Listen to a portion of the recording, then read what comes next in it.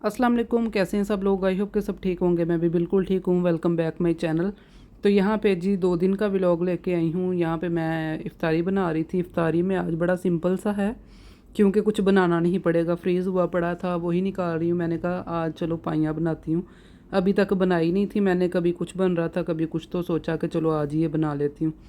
कहीं गए हुए थे तो इसलिए टाइम कम था, तो मैंने कहा चलो ये यहाँ पे मैंने पाइयाँ निकाल ली थी। इनको अभी मैं रख दूँगी इस तरह। मैं डिश में लगा के ना बटर पेपर तो इनको रख दिया था कि चलो थोड़ी देर ये डिफ्रोस्ट हो जाएं। उतनी देर में मैंने अवन को प्री हीट कर दिया था और यहाँ पे फ्रूट चाट बना ली थी कि पहले ये खा के ना तो नमाज़ पढ़ के उसके बाद फिर ये जो बाकी है ना, ये एक तरह का हमारा मील हो जाएगा, ये खाएँगे। तो यहाँ पे फ्रूट चाट रेडी थी, सिंपल सी। बस मैंने फ्रूट्स काट के उसमें मैंने मैंगो डाल दिया था जूस के लिए, क्योंकि ऑरेंज वगैरह यहाँ पे मिल ही नहीं रहे। तो बस ये फ्रूट चाट रेडी थी। और यहाँ पे मैं ड्रिंक बना रही थी। ब्लूबेरीज़ मेरे पास पड़ी हुई थी फ्रोज़न, उनको मैंने निकाल लिया था, थोड़ा थोड़ा उनको चॉप कर दिया जग में डाल के। तो ये मैं यहाँ पे पैशन फ्रूट बना रही थी, बस वो थोड़ा डाल के। तो कोई भी आप इसमें वाइट ड्रिंक जो है ना वो डाल सकते हैं। लेमन के स्लाइसेस इसमें डाल दिए थे। पानी भी कुछ लोग इसमें डालते हैं, पानी भी चाहे डाल दें तो ये फिर भी मज़े का ही लगता है। ड्रिंक यहाँ पे हमारा रेडी था।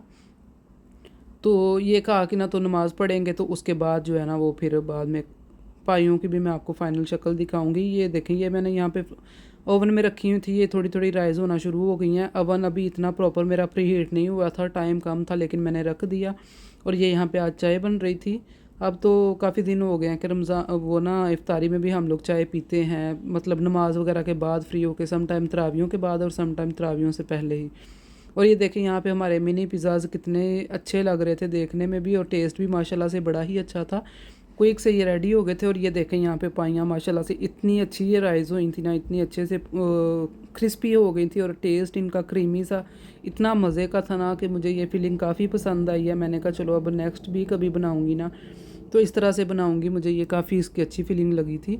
तो यहाँ पे चाय भी रेडी थी। तो ये था अब हमारा प्रॉपर मील। खाना वगैरह तो हम लोग नहीं खाते, लेकिन वही इफ्तारी वाली जो चीज़ें हैं ना, वही अभी हम चाय के साथ खाएंगे। और काफ़ी हमने इसको एंजॉय किया था। पिज़्ज़े भी देखें माशाल्लाह कितने अच्छे लग रहे हैं। तो काफ़ी मज़े के ये बने थे। तो बस ये था कि इनको मुझे ऐसा लगता है कि फ्रीज़ करके ना थोड़े से ये हार्ड हो जाते हैं, जो फ्रेश होते हैं ना वो सॉफ्ट होते हैं, लेकिन फ्रीज़ करने से इनका जो नीचे बेस है ना वो थोड़ी सी क्रस्ट उसमें आ जाता है। खैर यहाँ पे नेक्स्ट डे है ये। यहाँ पे मैं बना रही थी आज रसमलाई, क्योंकि दिल कर रहा था इफ्तारी में कुछ ठंडा और मीठा खाने को, क्योंकि गर्मी हो रही है यहाँ पे। तो ठंडी ठंडी चीज़ें अच्छी लगती हैं, मज़ा आता है खाने का। तो यहाँ पे मैं ना पैकेट की रसमलाई बना रही थी। जैसे मैंने आपको पहले भी एक दफ़ा बताया था कि अभी तक मैंने मिल्क पाउडर के साथ इसको ट्राई नहीं किया, क्योंकि मेरी पैकेट वाली ही पहले अच्छी नहीं बनती थी। तो अब शुक्र है कि ये अच्छी बन जाती है, तो इसलिए फिर मैं पैकेट के साथ ही बना लेती हूँ। एक एग ले लिया था, इसको अच्छे से बीट कर लेना। रूम टेम्परेचर पे था एग ना, तो इसको मैंने अच्छे से बीट कर लिया था। यहाँ पे अब मैं इसमें 2 टेबलस्पून जो है ना वो ऑयल डाल दूँगी। घी भी आप डाल सकते हैं। तो वैसे पैकेट पे तो 3 टेबलस्पून लिखा होता है, लेकिन मुझे ऐसा लगता है वो टू मच हो जाता है, इसलिए मैंने 2 टेबलस्पून इसमें ऑयल डाल दिया था। थोड़ा करके पहले एग डाला, उसको मिक्स करके देख लूँगी, ज़रूरत पड़ी तो फिर और डालूँगी, क्योंकि अगर एक साथ ही ज़्यादा डाल देना तो अगर एग का साइज़ बड़ा है तो वो काफ़ी लिक्विडी सा हो जाता है। तो इसलिए मैंने थोड़ा थोड़ा करके डाल दिया था। मुझे नज़र आया कि इसमें और भी ज़रूरत है, तो इसलिए मैंने बाकी का भी डाल दिया था। बस इसकी डो अच्छे से रेडी कर लूँगी। यहाँ पे आपको स्पीड तेज़ लग रही है, लेकिन इसको आपने बड़े हल्के हाथों के साथ मिक्स करना है। डो यहाँ पे हमारी रेडी थी। बस इसके मैं बॉल्स बना लूँगी क्रैकलेस, कोई भी क्रैक इसमें नहीं होना चाहिए। और एक साइज़ के मैंने इसके बॉल, मुझे लगता है 15 या 16 इसके बॉल बन गए थे। थोड़ा इसको मैंने फ्लैट कर दिया था, तो ये ना बड़े अच्छे से राइज़ हो जाते हैं। अगर गोल गोल हम बनाएं तो शायद डाउट रह जाता है कि कहीं अंदर से गुठली ना रह जाए, तो इसलिए इनको मैं हमेशा फ्लैट ही बनाती हूँ। यहाँ पे सारे मैंने बॉल्स इसके रेडी कर लिए थे। तो दूध भी वहाँ पे स्टिल बॉयल हो रहा था। 1.5 लीटर मैंने ना दूध लिया था, क्योंकि थोड़ा सा इसको थिक भी करना था। मैंने हाफ़ कप इसमें मैंने चीनी डाल दी थी। पहले मैं क्रीम वगैरह भी डालती होती हूँ, लेकिन काफ़ी ये ना हैवी हो जाती है।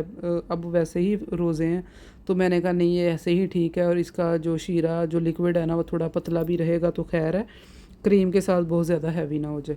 तो बस ये 1 बाय 1 मैं बॉल्स इसमें डाल रही थी, और इसको मैंने अभी थोड़ी देर के लिए छोड़ देना है। जैसे ये ऊपर आना शुरू हो जाएंगे ना, फिर इसको मैंने चम्मच के साथ हल्के हाथ से ना बस इसको मैंने थोड़ा थोड़ा पलटना है। ऐसे चम्मच हल्का हल्का ऊपर चलाऊंगी, जिसके साथ ये डिप होते जाएंगे और ये फूलते जाएंगे। और इतना इसको मैंने करना है कि ये साइज़ में 4 साइज़ ये बड़े हो जाएं। इतनी माशाल्लाह ये राइज़ हो जाती है। और इतनी अच्छी रसमलाई बनी थी ना कि माशाल्लाह से काफ़ी हस्बैंड को भी पसंद आई।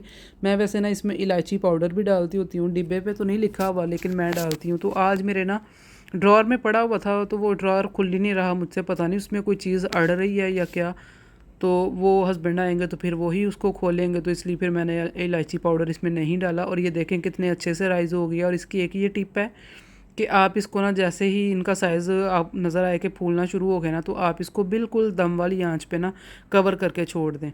तो फिर उसी में ये पकती रहेगी और ये अंदर तक पक भी जाएगी और अच्छे से फूल भी जाएगी। और इसका जो लिक्विड है ना, दूध जो है वो काफ़ी थिक हो जाएगा।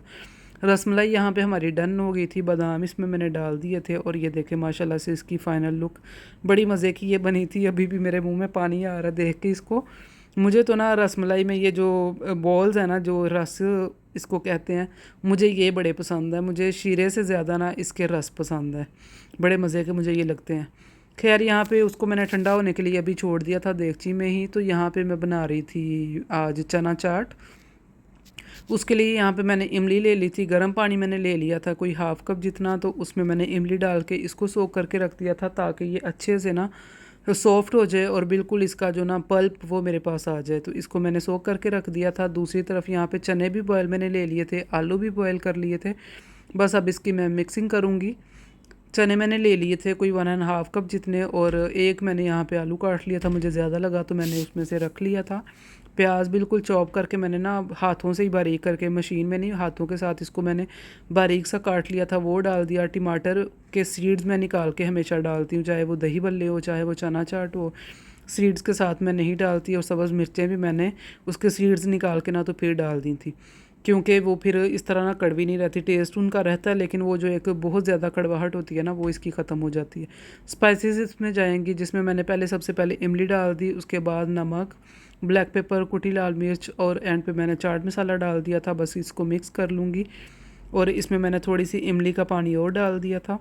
टोटली आपके ऊपर है कि आपने इसमें खटास कितनी रखनी है, इमली कितनी डालनी है, या आपने इसको लिक्विड ही रखना है, पानी और डाल दें, ये टोटली आपके ऊपर है। मुझे इस तरह की पसंद है, थोड़ी थोड़ी सा लिक्विड हो। इमली का भी टेस्ट बहुत ज़्यादा इतना ना आ रहा हो कि आपसे खाया ना जाए, दांत ही खट्टे हो जाए। तो इसलिए बस इतनी डालनी है कि ये मज़े की लगे ना। साथ ही मैंने कहा चलो थोड़ा सा इसमें ग्रीन कलर का टच देती हूँ, धनिया थोड़ा सा काट के डाल दिया था। और ये जी हाँ, यहाँ पे हमारी चाट डन थी, बड़ी मज़े की ये भी बनी थी। तो बाद में इसके ऊपर ना, बीच में तो नहीं लेकिन जब खाना होगा ना तब इसमें 1-2 टेबलस्पून दही डाल के खाएं ना तो बहुत मज़ा आता है। इसका पापड़ी वगैरह भी आप इसमें डाल सकते हैं। और ये मेरे पास ना पकोड़ों का मिक्सचर बचा था, तो वो फ्रीज़ मैंने कर दिया था। मैंने कहा ऐसे ही वेस्ट होगा, तो वो आज मैंने निकाल लिया था। मैंने कहा चलो इसके साथ में आज वो बना ली थी, क्योंकि पहले रसमलाई बना रही थी ना, तो मैं ऐसे ही बस लेट हो गई, तो समझ नहीं आ रहा था क्या करूं। पहले सोचा कि कुछ और फ्राई कर लेती हूँ, रोल्स वगैरह भी पड़े हैं। फिर मुझे एकदम से इसका ख्याल आया कि ये पकौड़ों का मिक्सचर पड़ा हुआ है, तो मैंने कहा चलो ये बना लेती हूँ। रसमलाई यहाँ पे डिश आउट कर ली थी और आप देख रहे हैं कि कितनी मज़े की बनी थी। बॉल्स भी नज़र आ रहे हैं कि कितने सॉफ्ट से बने हैं और काफ़ी माशाल्लाह बड़े साइज़ के बने थे। तो यहाँ पे अब मैं पकोड़े बना रही थी, और मैं कहती हूँ कि आज पकोड़े इतने अच्छे बने हैं ना, जो जब ये लास्ट टाइम मैंने बनाए थे ना, तो शायद उस दिन उतने अच्छे नहीं थे। और आज इसमें मैंने थोड़ा प्याज और काट के डाला, नमक मिर्च वगैरह थोड़ी और डाल दी, थोड़ा सा, यानी कि इसके बैटर को मैंने ज़्यादा कर लिया था। लेकिन टेस्ट आज इनका बड़े ही कमाल का बना था, बड़े पसंद आए हस्बैंड को भी। और यहाँ पे थोड़ा सा मैंने फ़्रूट निकाल लिया था, क्योंकि फ़्रूट चाट अगर बनाए ना उसके साथ ही थोड़ा बहुत खाया जाता है, जब चाट ना हो तब तो बिल्कुल भी नहीं खाया जाता, और पड़ा पड़ा वैसे ही गल सड़ जाता है गर्मी की वजह से। तो फिर मैंने यहाँ पे रख लिया था। और यकीन करें सबसे पहले ये पकोड़े ख़त्म हुए हैं, जो निकम्मी चीज़ें हैं ना वो हमने पहले खाई हैं, फिर थोड़ी बहुत चाट खाई, लेकिन फ़्रूट शायद ऐसे का ऐसा ही पड़ा रहा, नहीं सही से खाया गया। तो यहाँ पे हस्बैंड बना रहे थे जमेशीरी वाला दूध, इस टाइम तक आ जाते हैं तो मैं फिर बाकी कामों में बिज़ी होती हूँ। तो वो फिर कोई भी इस तरह का शेक बनाना हो या कुछ भी तो फिर वो साथ कर लेते हैं और मैं बाकी काम कर लेती हूँ।